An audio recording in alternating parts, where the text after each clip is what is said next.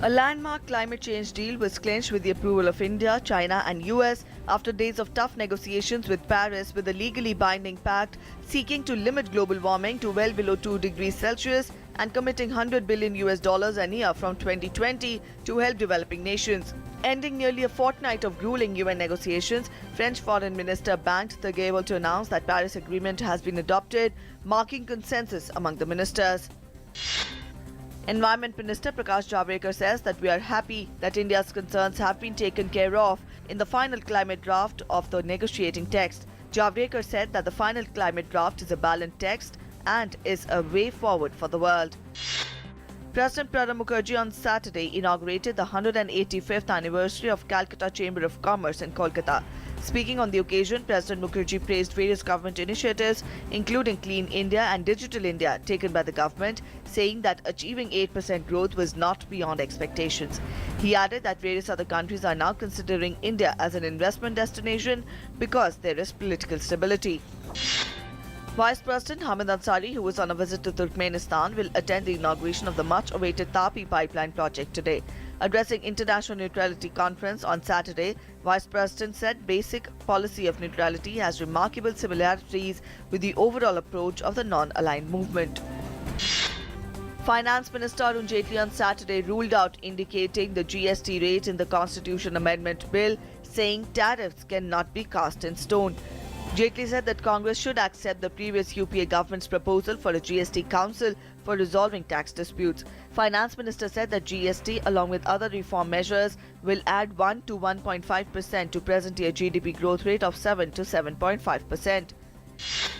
India and Japan on Saturday inked 14 agreements in various fields, including civil nuclear energy, defense equipment and technology security, infrastructure, education and economy. The two countries also sealed a broad agreement for cooperation in civil nuclear energy. The nuclear energy final deal will be signed after certain technical and legal issues are thrashed out. Pact to construct the first bullet train network in India was also inked after talks between Prime Minister Narendra Modi and his Japanese counterpart Shinzo Abe. Japanese Prime Minister Shinzo Abe made offerings to River Ganga in Varanasi, the constituency of Prime Minister Narendra Modi, on Saturday. The two leaders visited Varanasi's Dashashwamedh Ghat for a cultural program and traditional Ganga Aarti. The visit comes in the backdrop of Partner City Agreement between Kyoto and Varanasi, signed by the two leaders during Prime Minister Modi's trip to Japan last August. For the first time, two Indian cities have made it to UNESCO's Creative City Network. Prime Minister's constituency Varanasi and Rajasthan's capital Jaipur have made it to the network in the categories City of Craft and City of Music. The Director General UNESCO on Friday declared Varanasi and Jaipur under its Creative Cities network.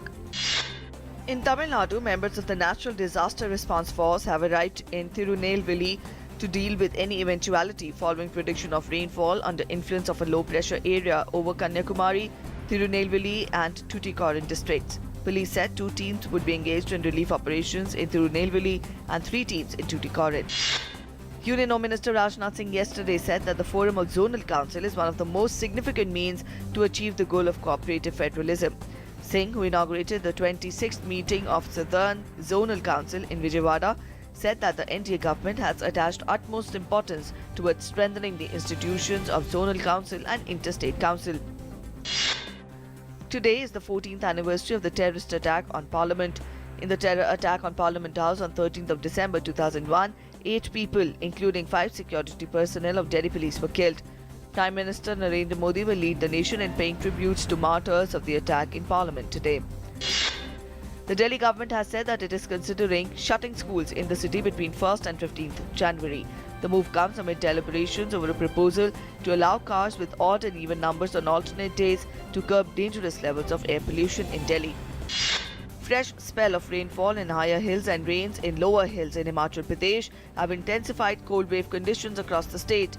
The Rohtang Pass and other high reaches were closed following fresh snowfall, while all other major national and state highways remained open for vehicular movement.